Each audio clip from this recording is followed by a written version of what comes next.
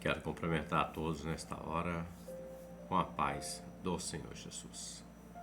Nós vamos meditar, refletir, estudar, aprimorar nosso conhecimento acerca da Palavra de Deus nas Escrituras Sagradas.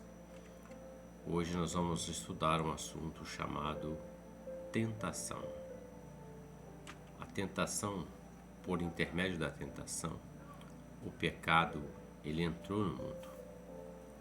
A tentação ela não procede de Deus, mas é permitida por Ele até o ponto que o homem possa suportar, a fim de provar o seu grau de obediência e amor à palavra do Senhor. Tiago, capítulo 1, verso 13, 14 e 15, declara assim: Ninguém sendo tentado diga, de Deus sou tentado, porque Deus não pode ser tentado pelo mal e a ninguém tenta. Mas cada um é tentado quando atraído e engodado pela sua própria concupiscência. Depois, havendo a concupiscência concebido, dá à luz o pecado. E o pecado, sendo consumado, gera a morte. Então, a palavra do Senhor, a Bíblia Sagrada, ela fala algumas coisas acerca da tentação. Tiago fala isso no capítulo 1, verso de número 13. O capítulo 1 de Tiago, verso 12, também declara assim: Bem-aventurado o varão que sofre tentação, porque quando for provado, receberá a coroa da vida, a qual o Senhor tem prometido aos que o amam. Em outro texto, 1 Coríntios capítulo 10, verso 13, declara assim: Não veio sobre vós tentação senão humana, mas fiel é Deus, que vos não deixará tentar acima do que podeis, antes com a tentação dará também o escape para que possa suportar. São alguns textos da palavra para nos embasar acerca deste assunto. Afinal de contas, a tentação está aí no mundo. O homem, ele é tentado de várias formas. O servo de Deus também é tentado de várias formas. Então, como proceder, como vencer essa adversidade? Bom, o que é a tentação? Um resumo simples do que possa representar, do que representa isso. São pensamentos que invadem a mente humana e tentam seduzi-la para a prática do mal que contraria a vontade de Deus. A tentação, ela tem sua procedência maligna. Alguns exemplos de tentação que nós estamos sujeitos: vantagens no trabalho, sermos tentados nas diversões que o mundo proporciona, entre outras, o ganho ilícito, namoro e tantas outras coisas que podemos ser tentados nesta vida, queridos. O próprio Senhor Jesus, ele também foi tentado.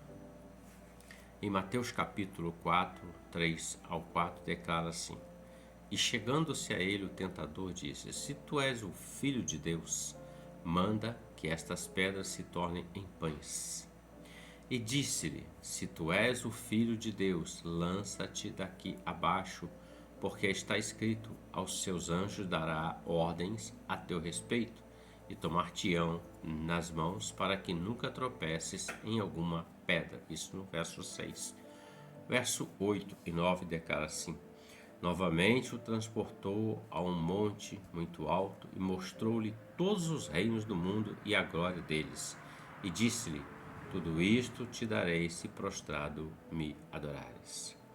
O próprio Senhor Jesus dá um exemplo para nós, um ensinamento, em que ele foi levado ao deserto para ser tentado. E quem levou ele ao deserto foi o Espírito Santo. Jesus, após ser batizado nas águas do Jordão, recebeu o Espírito Santo. O próprio Espírito Santo leva o Senhor Jesus ao deserto para ser tentado. Ou seja, ele passou 40 dias naquele lugar tentado pelo diabo. E nós podemos observar que o adversário lança 3 tipos de tentações aqui. A princípio, ele fala: se tu és o filho de Deus, manda que estas pedras se tornem em pães. Então ele estava tentando o Senhor no momento em que o Senhor estava com uma necessidade física, né? Ou a necessidade da carne em si, porque ele estava em jejum há 40 dias. Então ele fala: manda que esta pedra se transforme em pão, se tu és o filho de Deus, tentando pegar o Senhor em alguma questão. Na segunda, ele fala assim: se tu és o filho de Deus, lança-te daqui abaixo, porque escrito está: aos seus anjos dará ordem a teu respeito, e te tomarão nas mãos, para que nunca tropeces em alguma pedra. Então, esse ponto da tentação, ele aponta para o poder, a autoridade que estava sobre o Senhor Jesus. E no verso 8 e 9 que nós falamos, ele leva o Senhor Jesus a um alto monte. Ele faz uma proposta, né? Veja que o texto fala que mostrou ao Senhor a glória, né, dos reinos de todos os mundos, a glória deles, e disse: tudo isto te darei, se prostrado me adorares. Então aqui nós podemos observar as tentações como a fama, a riqueza, a glória do mundo. Então o Senhor foi levado ao deserto para ser tentado. E nessa tentação, o Senhor dá a resposta dentro da palavra para ele. Em todas as 3 que o Senhor foi tentado, ele dá a resposta. Na primeira, ele diz: não, nem só de pão viverá o homem, mas de toda a palavra que sai da boca de Deus. Na segunda, ele disse assim: também está escrito: não tentarás ao Senhor teu Deus. E na terceira, ele disse: vai de Satanás, porque somente ao Senhor teu Deus adorarás. Então, ele venceu a tentação, nos deixou um exemplo, e ele vence exatamente aplicando a palavra, usando a palavra de Deus para vencer a ação do tentador contra a vida dele. Então ele deixa ensinamento, né? Em Mateus também, capítulo 26, verso 41, o Senhor Jesus também fala o seguinte: vigiai e orai para que não entreis em tentação. Na verdade, o espírito está pronto, mas a carne é fraca. Olha que ele está falando novamente: vigie e ore para que não entreis em tentação. Então, sucumbir à tentação representa nesse momento aqui, nesse ensinamento, que quando não há vigilância, quando não há uma vida dedicada de oração, o homem ele pode se deixar levar pela sua carne, pela sua vontade, pelo tentador, pela tentação que está sendo posta diante dele. Veja que ele fala assim: mas a carne é fraca. Então, para mortificar a carne, que é um dos maiores inimigos nossos, na verdade, digo eu, que o maior inimigo do homem não é o adversário, mas é o próprio homem, com as suas vontades, tendências e outras coisas mais. Então ele fala que a carne é fraca, mas há uma forma de fortalecer isso: vigilância e oração, e também o jejum. Muito bem. Quais são os agentes da tentação? Aqueles que estão atacando, impondo. Quais são os agentes? O primeiro de todos aqui, não numa ordem de grandeza, mas é o primeiro no nosso ponto aqui, é o adversário, o próprio Satanás, também conhecido como Diabo, antiga serpente, dragão e tantos outros nomes. Um ser angelical que antes se chamava Lúcifer e que se rebelou contra Deus, querendo ser igual a Deus. Na verdade, ele queria estar acima de Deus, queria ser maior que Deus. E foi destituído da sua glória, tornando-se o príncipe das trevas, passando a se chamar Satanás. Então, Satanás, no Antigo Testamento, no hebraico, significa adversário. E o próprio Satanás, que é no Novo Testamento, é a palavra diabo, que quer dizer acusador. Então, lá no Éden, estabeleceu-se ali uma tentação. Em Gênesis 3, 4, 5. Então a serpente disse à mulher: certamente não morrereis, porque Deus sabe que no dia em que dele comerdes, se abrirão os vossos olhos, e sereis como Deus, sabendo o bem e o mal. Nesse momento, Eva entra num discurso, num diálogo, melhor dizendo, com a serpente. E a serpente começa a seduzir, envolver Eva em uma trama com palavras, com jogos de palavras, que Eva acaba se permitindo cair naquela tentação. Ele disse, porque Deus disse, sabe que no dia que você comer, ele vai abrir os vossos olhos e serão como Deus, sabendo o bem e o mal. Não é uma proposta tão atual no nosso tempo? Tanta gente querendo ser como Deus, sabendo o bem e o mal, querer ir além daquilo que Deus estabeleceu. No Éden, a condição para habitar no Éden, o jardim que Deus plantou para Adão e para Eva habitarem, era uma só: não comer do fruto da árvore do conhecimento e do bem e do mal. Mas ela simplesmente se permitiu ser tentada, se permitiu ser levada por aquela ludibriação e houve a queda. O apóstolo Pedro também, na sua primeira carta ou epístola, capítulo 5, verso 8, ele diz assim: sede sóbrios, vigiai, porque o diabo, vosso adversário, anda em derredor, bramando como leão, buscando a quem possa tragar. Pedro está dizendo assim: use da sobriedade, não se deixe ser embriagado pelas tentações, pelo tentador, por coisas deste mundo que possam tirar você da presença de Deus, que possam te destruir. O tragar aqui quer dizer matar, roubar e destruir. Destruir a vida daquele que serve a Deus, daquele que se dedica ao Senhor, daquele que foi resgatado por um alto preço que foi o sangue do Senhor Jesus. Então, um dos primeiros agentes aqui da tentação é o adversário, e ele tem feito a sua obra ao longo dos tempos, né? Vamos lá, o segundo agente aqui da tentação fala do mundo. O mundo que o apóstolo João fala em a primeira carta de João, capítulo 5, verso 19, diz assim: sabemos que somos de Deus e que todo mundo está no maligno. Isso significa que o adversário estabeleceu sua morada nos ares após ser expulso do céu, de onde comanda as ações dos demônios entre os homens, conduzindo a humanidade à perdição. O que quer dizer isso? Quando João fala assim, sabemos que somos de Deus e que todo mundo está no maligno.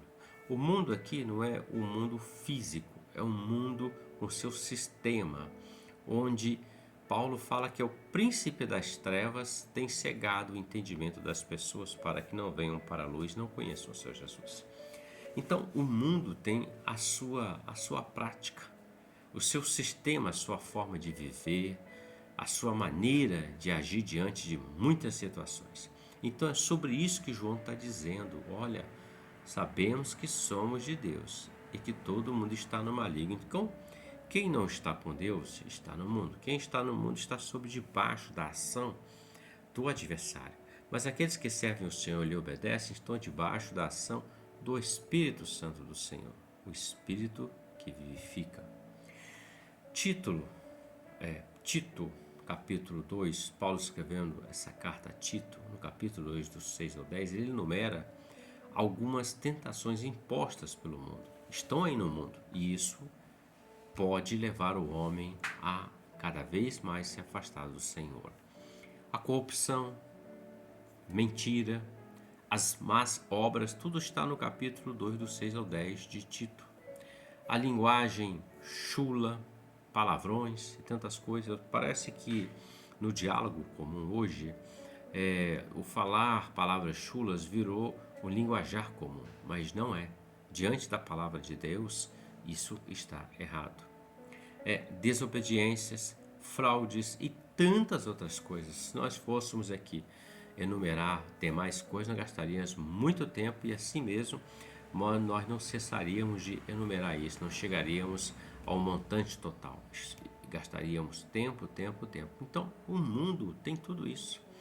A gente escuta muito falar de corrupção em todas as áreas, a mentira e tantas outras coisas. Tudo isso é a ação do mundo, é a ação desse tentador chamado mundo, que quer fazer com que o homem viva no mundo, longe de Deus. João também escreve na sua primeira carta dizendo o seguinte: quem ama o mundo, o amor de Deus não está nele. Veja que coisa tremenda, né? Quem ama o mundo, ou seja, o seu sistema, a sua prática, tem convivência com isso, comunhão com isso, o amor do Pai não está nele. Porque no mundo está a concupiscência da carne, a concupiscência dos olhos e a soberba da vida. 3 elementos que estão no mundo agindo para que o homem caia nessa tentação e caia da graça do Senhor. O terceiro elemento, como agente da tentação, é a carne. Esse, ao meu modo de ver, meu ponto de vista, é o mais difícil de ser vencido. Porque a carne fala de nós mesmos, do nosso eu, do nosso querer, da nossa vontade. E a carne é algo que ela briga contra o Espírito. Em Gálatas capítulo 5, Paulo fala o seguinte: andai em espírito para não cumprir a concupiscência da carne. Ou seja, concupiscência podemos resumir como sendo desejo desenfreado por alguma coisa, seja carnal, seja da carne, seja tantas outras coisas. É um desejo desenfreado que não tem como parar. A pessoa se submete àquilo. Enquanto ela não faz aquilo, ela não descansa, ela não sossega. E ainda sempre almejando outras coisas mais. Então a carne é algo terrível. Por exemplo, a sensualidade, ela manifesta-se através da carne. E a sensualidade, ela declara guerra ao Espírito Santo, ao Senhor. Só vamos conseguir vencer a carne, o homem só consegue vencer a carne, através da mortificação, alcançada através do jejum, da consagração e da oração. Gálatas 5, conforme eu citei, Paulo fala: andai em espírito. O que a palavra está dizendo? Ouvindo a voz do Espírito Santo e obedecendo essa voz, para não cumprir, a concupiscência da carne, o desejo da carne, a vontade da carne. Tudo isso são agentes, esses 3, o mundo, a carne e o diabo. Estão aí. E é um combate que nós precisamos combater, o bom combate, para vencermos essa situação que se levanta contra nós. Esses são os 3 agentes da tentação que estão aí no mundo, trabalhando para fazer com que o homem ele se afaste cada vez mais do mundo. Muito bem. Outras questões acerca do tentador. Como se manifesta a tentação na vida do homem? Vou abordar aqui alguns pontos. Primeiro, pelo corpo. Nós possuímos necessidades básicas e por instinto de sobrevivência, o corpo procura satisfazer essas necessidades. No entanto, o corpo se torna um dos principais veículos para a consumação da tentação, devido ao desejo desenfreado do pecado, a concupiscência. O nosso corpo, agora, ele é santo, é o que a palavra fala. Nós somos templo do Espírito Santo do Senhor. Então, nosso corpo, ele é santo e não devemos trocar nossa bênção por uma satisfação do corpo, um desejo momentâneo. Esaú, irmão de Jacó, ele trocou a sua primogenitura por um prato de lentilhas. Gênesis 25, 32. E disse Esaú: eis que estou a ponto de morrer, e para que me servirá logo a primogenitura? Era a bênção da primogenitura que estava sobre ele por ser o que nasceu primeiro. Apesar de ser gêmeos, quem nasceu primeiro foi Esaú. Então disse Jacó: jura-me hoje.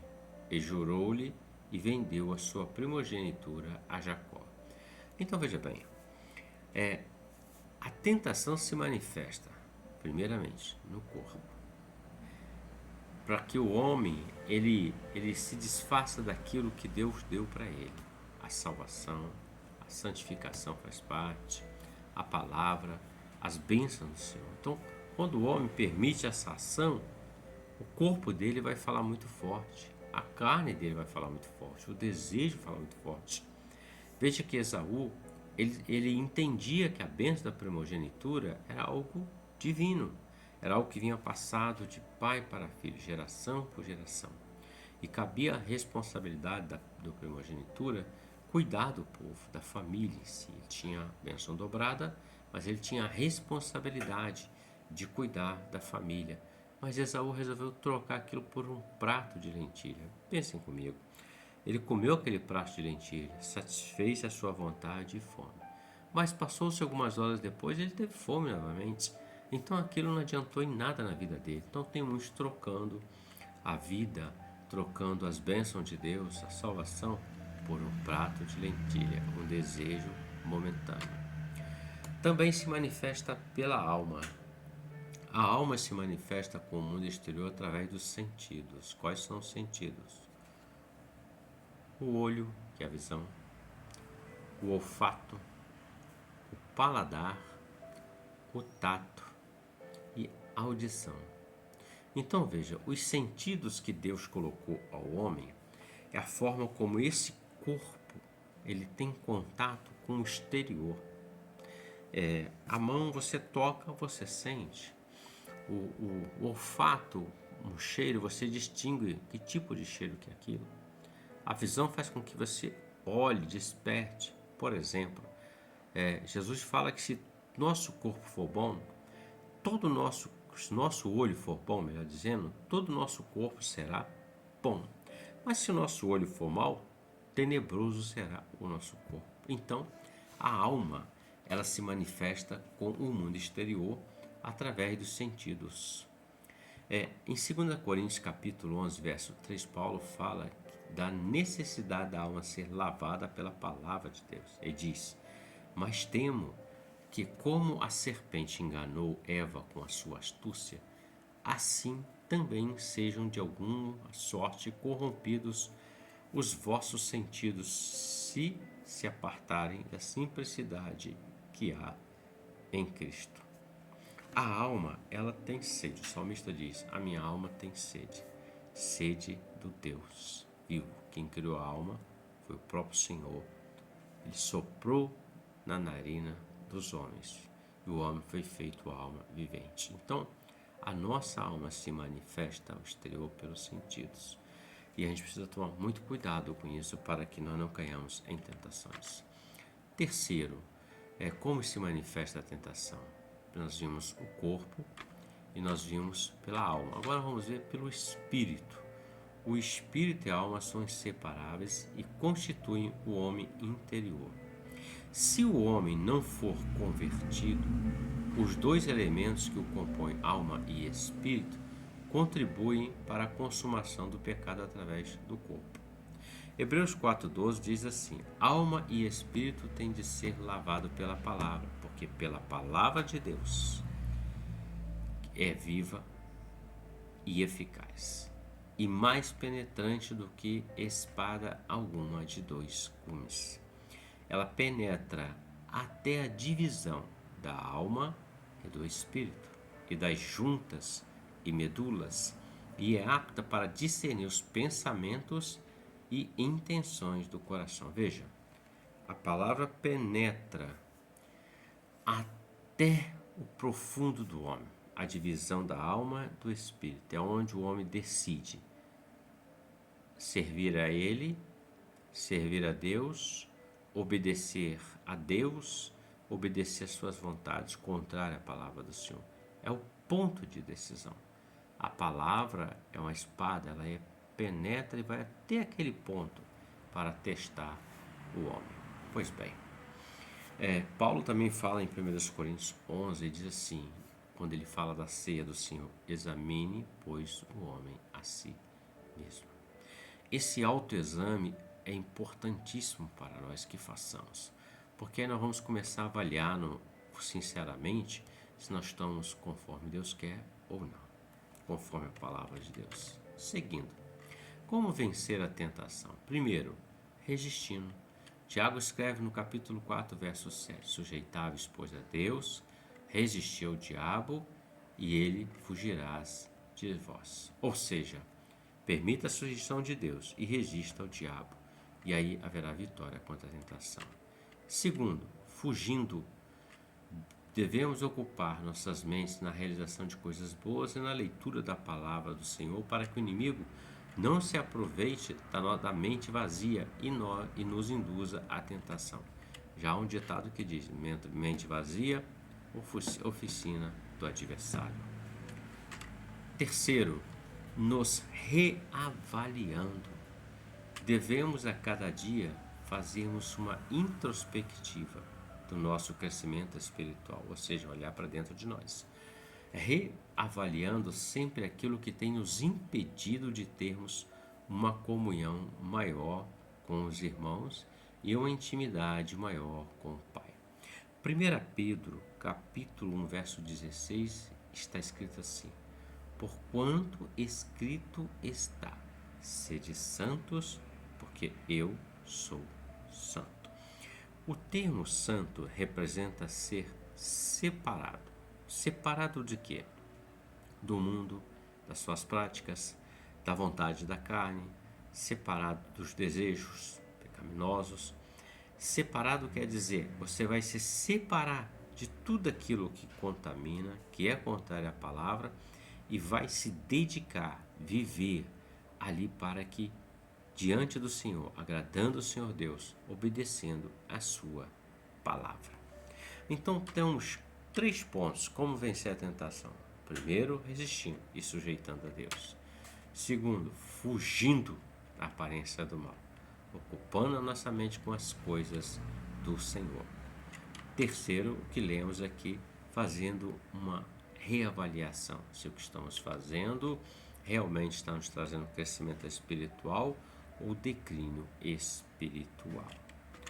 Concluindo, Romanos 13,14 declara: mas revesti-vos do Senhor Jesus Cristo e não tenhais cuidado da carne em suas concupiscências, no plural, são várias, mas revesti-vos do Senhor Jesus, ou seja, vamos nos revestir, nos brindar do Senhor, pela ação do Espírito Santo, pela tua palavra, pelo sangue de Jesus, pela obediência ao Senhor, e não cuidar da carne com seus desejos, podemos dizer assim. Desta forma, nós vamos vencer o agente chamado tentador e as suas tentações. Então grave bem isso, porque o que afasta o homem de Deus, o que faz separação entre nós e Deus, é as nossas transgressões. O perdão, ele sincero, clamado, abandonando a prática, ele traz perdão, renovo, novo de Deus. O sangue nos cobre, mas a permanência no erro afasta o homem de Deus, entristece o Espírito Santo do Senhor. E é Ele que tem estado conosco, nos consolado, nos ensinado em todas as coisas, até o grande dia em que soar a trombeta de Deus. Guarde essa palavra, aplique ao seu coração, veja o vídeo, releia e use isso como um meio de vida, vencendo cada dia, porque Jesus disse: basta cada dia o seu mal. Que Deus nos abençoe por essa palavra, por esse ensinamento, em nome de Jesus. Amém?